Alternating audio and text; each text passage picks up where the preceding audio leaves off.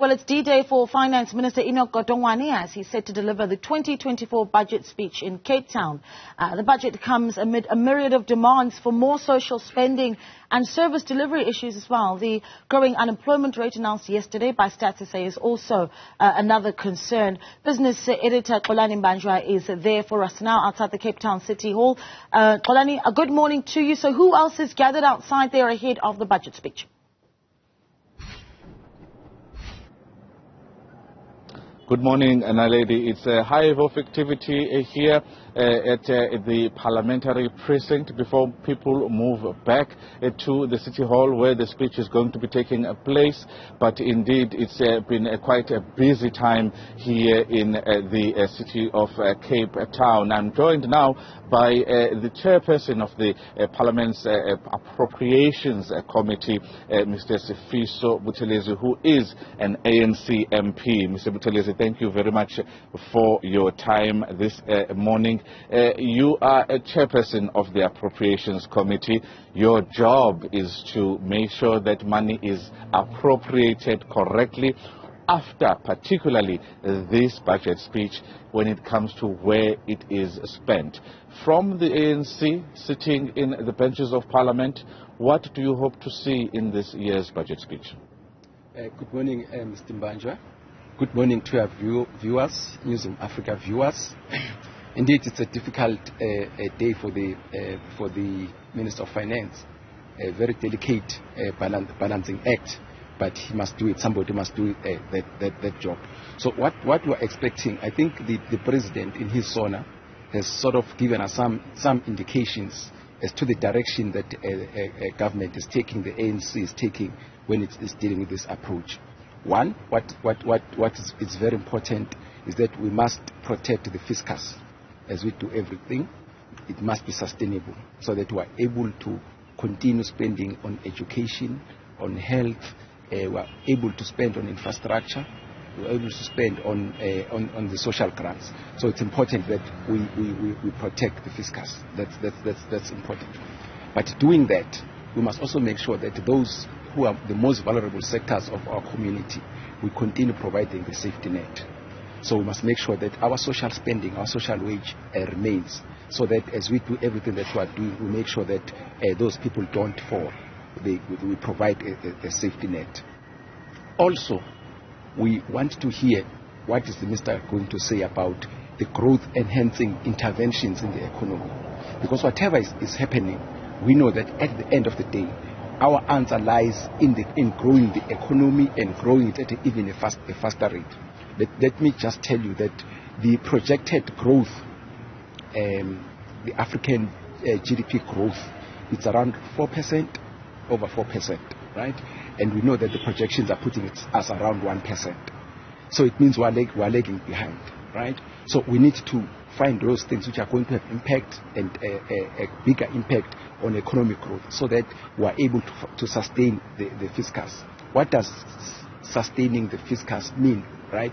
It means that we should be able to continue spending on the things that we must spend on, right?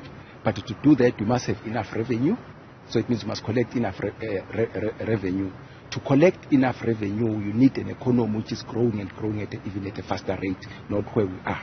So the interventions that the President started speaking about, our investments in infrastructure. For instance, you heard him talking about what we are doing with the dams, Umzimvubu, a dam, what we are doing with the South Highlands water scheme. It's important interventions. Also, we spoke about what Central is doing. I think about 120 billion rand is going out to Central, or Central has gone out to make sure that there's investments in roads and then all the cascading impact of those expenditure. So we wanted to hear the Minister saying exactly how is he allocating money to those projects, because those are the projects which are going to help us jumpstart the economy and try to get at a higher rate of economic growth rate. So those are things that one would expect to see. Perhaps the borrowing, Mr. Buthelezi, the borrowing costs are rising. With all that said, with all that those projects, infrastructure projects, which are good and well, do you expect the minister to announce that we will borrow more? Because he's trying to save costs. There's been talk of these fiscal consolidation, which are basically austerity measures. There's been talk of a wealth tax. He's trying to find money.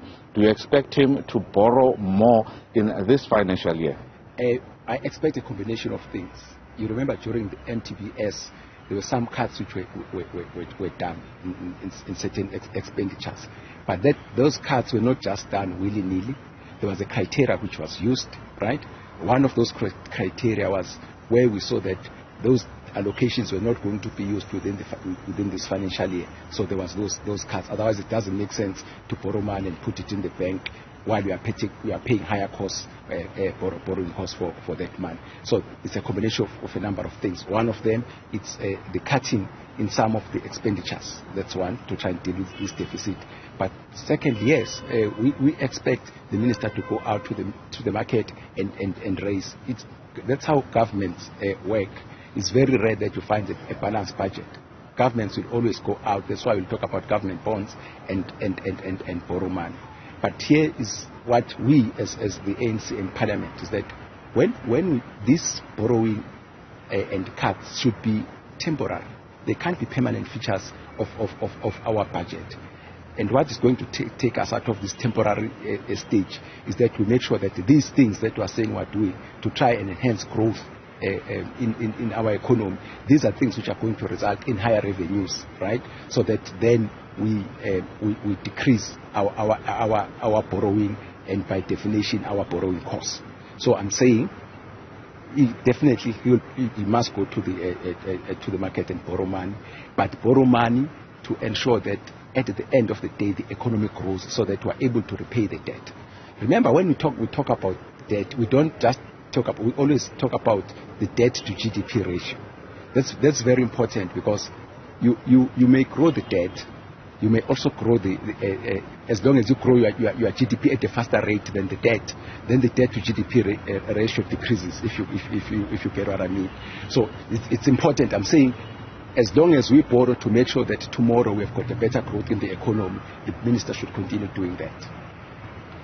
Mr. Buthelezi, thank you very much for your time this morning. Sfiso Buthelezi, the chairperson of the Standing Committee on Appropriations in Parliament, talking about the fact that we do expect the minister to continue to announce borrowing measures, and as he announced last year, the expectation for this year, as far as the mid-term budget policy statement is concerned, is that government is going to borrow 553 billion rand in this year alone. Is that number going to go up? As the budget deficit has grown since then? It will be answered at 2 p.m. when the Finance Minister holds up his hand to tell the country how he is going to cut the cake of the budget speech in 2024. Back to you in studio, Naledi. And we wait for that budget speech. Xolani Mbanjwa, they're speaking to us in Cape Town, of course, as he continues to bring us the latest throughout the day.